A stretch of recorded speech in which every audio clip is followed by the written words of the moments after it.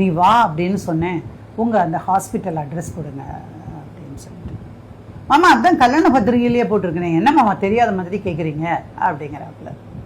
ஆமாம்மா இல்லை, ஐயோ சாரி மாப்பிள்ளன்னு, உங்களுக்கு மாப்பிள்ளை மேலே அக்கறையே இல்லை. ஸோ இவர் வீட்டுக்கு போய் கல்யாண பத்திரிகையில் என்ன போட்டிருக்குன்னு பார்த்து நேராக அடுத்த நாள் அந்த ஹாஸ்பிட்டலுக்கு அவருடைய ஃப்ரெண்டை கூப்பிட்டுக்கிட்டு போயிடுறாரு சார். போனால் அப்படி ஒருத்தர் அந்த ஹாஸ்பிட்டலில் வேலை தேடி வந்தார். அவரை 2-3 நாள் ட்ரெயினியாக வச்சுருந்து பார்த்துட்டு அனுப்பிட்டாங்க. ஸோ இந்த ஆள் அந்த இடத்துல வேலை பார்க்கல. அதாவது இந்த இடிமேல் இடின்னு சொல்லுவாங்க வார்த்தை, அதுக்கு பொருத்தமாக பார்த்தீங்கன்னா இவருக்கு இந்த அப்பாவுக்கு தான் படுது. ஒவ்வொன்றா முழுசாக சொன்னால் பெண்கள் நொந்து போயிடுவாங்க. அதனால் எல்லாத்தையும் மனசுக்குள்ளேயே வச்சுட்டு உங்களுக்கு என்ன பிரச்சனை சொல்லுங்கள் அப்படின்னு கேட்குறாரு.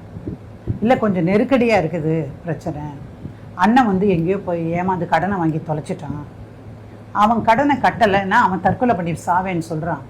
அதனால் நானுமா கொஞ்சம் அதில் ஷூரிட்டி எல்லாம் போட்டு வேற ஒரு இடத்துல கைமாத்தா லோன் வாங்கினோம். ஸோ இந்த மாதிரி வரிசையாக சொல்லிகிட்டே இருக்காங்க, பணம் பணம் பணம்னு. அதாவது இந்த பொண்ணு என்ன ஆயிட்டான்னா ஒரு அட்சய பாத்திரம். 75 பவுன் நகைங்கிறது சாதாரணமான விஷயம் கிடையாது. வெள்ளி பாத்திரம் தேவையான அத்தனையும் கொடுத்துருக்குறாங்க. ஸோ அவங்க அப்பயே எல்லாம் கேட்டுட்டு கூட அம்மா ஜாக்கிரதையாக இருமா அப்படிங்கிறாரு. ஆனால் என்ன ஆகும், முதல்ல 25 கொடுத்தாங்க, அப்புறம் ஒரு 10 கொடுத்தாங்க, அந்த 70 பவுன் வர வரைக்கும் அங்கே தான்.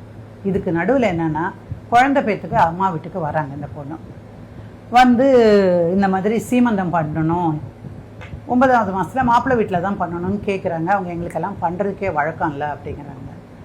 சரி நாங்கள் பண்ணுறோம் நீங்கள் வாங்கன்னு. நாங்கள் வரணும்னா ஒரு 10,000 உங்கள் அப்பங்கிட்ட வாங்கிட்டு வா, நான் வேணா வர்றேன் அப்படின்னு. வெக்கங்கிட்டவங்க சார் அந்த 10,000 வாங்கிட்டு அப்புறம் தான் சார் வராங்க.